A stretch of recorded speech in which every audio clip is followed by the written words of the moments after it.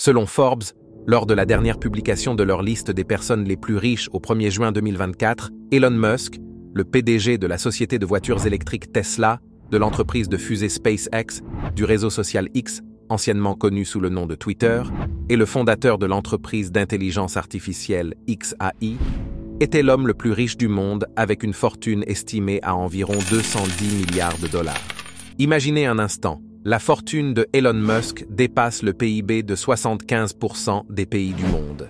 Un seul homme détient l'équivalent des richesses d'une grande nation. À 52 ans, Elon Musk possède une fortune d'environ 210 milliards de dollars, un montant qu'il est pratiquement impossible de dépenser en une vie, peu importe ses goûts. Supposons qu'il vive jusqu'à 80 ans.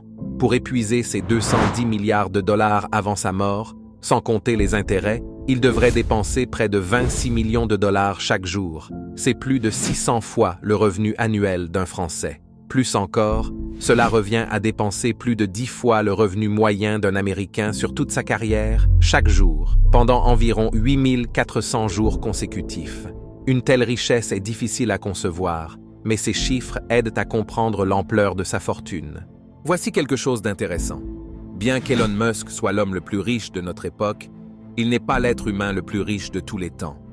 En fait, si l'on ajuste pour l'inflation, il est loin d'être le plus riche.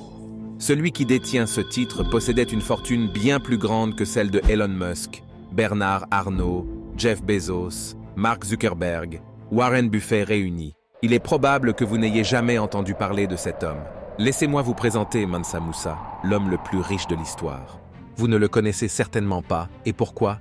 Tout d'abord, il est né il y a près de 750 ans, et par la suite, il était le souverain de l'Empire du Mali, le plus grand jamais vu en Afrique de l'Ouest. À son apogée au XIVe siècle, cet empire couvrait près de 1,3 million de kilomètres carrés et abritait environ 5% de la population mondiale.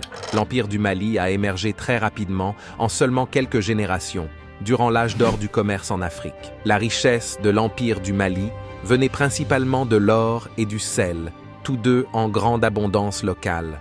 À cette époque, environ la moitié de tout l'or du Vieux Monde, c'est-à-dire l'Europe, l'Afrique et l'Asie, provenait de seulement 3 mines d'or au Mali.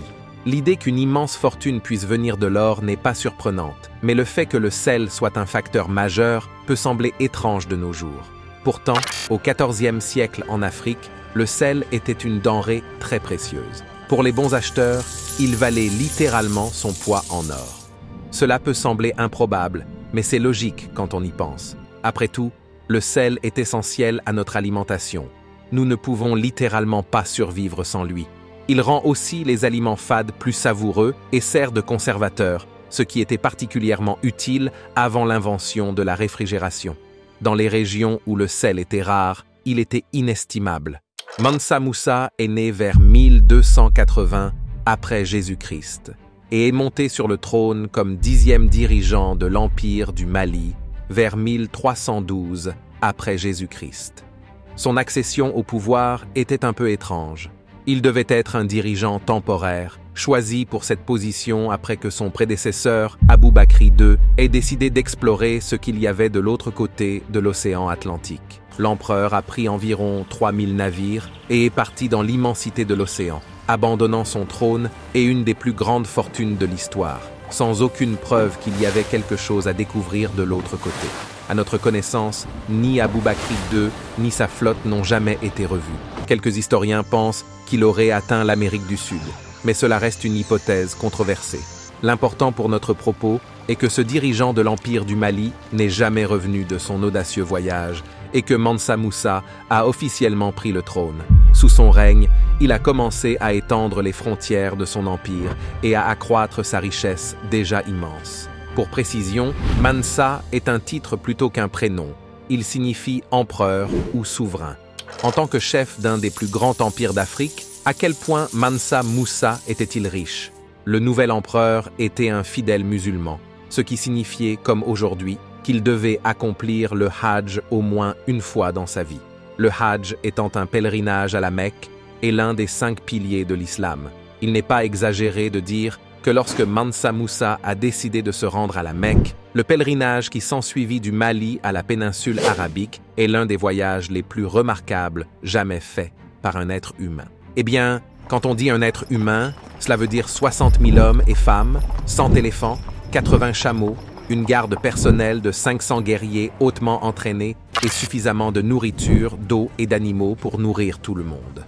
En gros, Mansa Moussa a entrepris ce pèlerinage de 4300 km au centre d'une véritable ville mobile, une caravane qui s'étendait plus loin que l'œil ne pouvait voir. Maintenant, comme toute personne lambda, si vous partez en voyage, vous prenez peut-être un peu d'argent de poche. Mansa Moussa a fait de même, mais à une échelle inimaginable. Pour lui, un peu d'argent supplémentaire signifiait 21 000 kg d'or massif, juste au cas où il y aurait des bonnes affaires en route. Vous vous demandez comment il transportait une telle quantité d'or? Ce travail était laissé à ses 12 000 porteurs, chacun portant presque 2 kilos d'or. En plus des lingots, Mansa Moussa a également apporté des milliers de kilos de poussière d'or, utilisée comme monnaie d'échange dans tout son royaume. Prenez tout cela ensemble, les dizaines de milliers de personnes, les centaines d'animaux, les quantités inimaginables d'or. Le monde n'avait jamais vu quelque chose de semblable à l'extravagance de Mansa Moussa lors de son voyage à la Mecque. Mais ce n'est pas tout. En réalité, cette démonstration de richesse n'était pas ce qu'elle semblait être. Comme vous le savez peut-être, un autre des piliers de l'islam est la zakat, c'est-à-dire donner des aumônes à des causes caritatives. Mansa Moussa n'avait pas apporté tout cet or pour lui-même. Il prévoyait de le donner en totalité.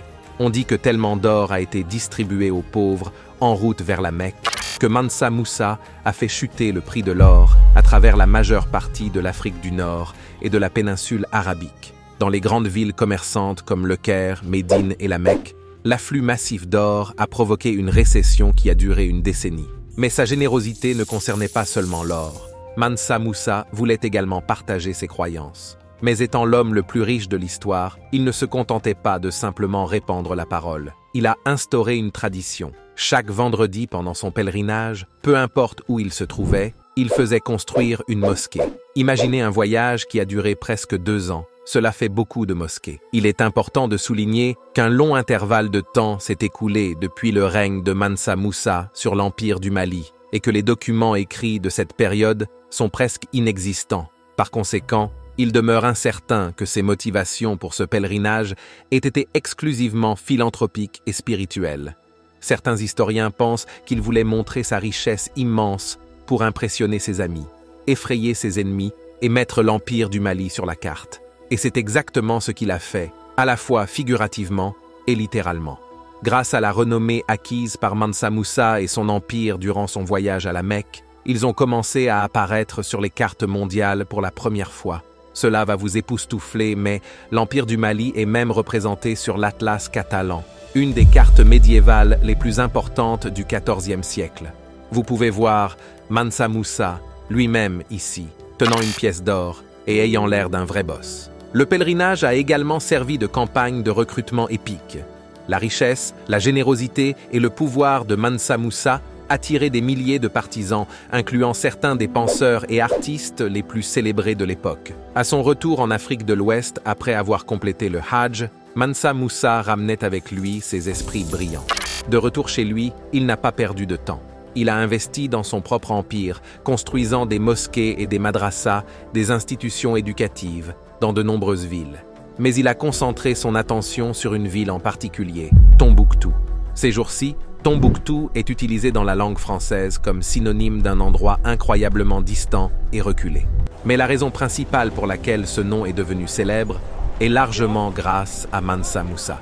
Il a annexé Tombouctou en revenant de la Mecque et a entrepris de la transformer en l'un des centres les plus importants pour le commerce, la culture, la religion et l'apprentissage, non seulement en Afrique, mais dans le monde entier. Cela va vous étonner, mais la mosquée Djingareyber, que Mansa Moussa a payée avec 200 kg d'or massif, existe encore aujourd'hui et fait partie de l'université de Tombouctou.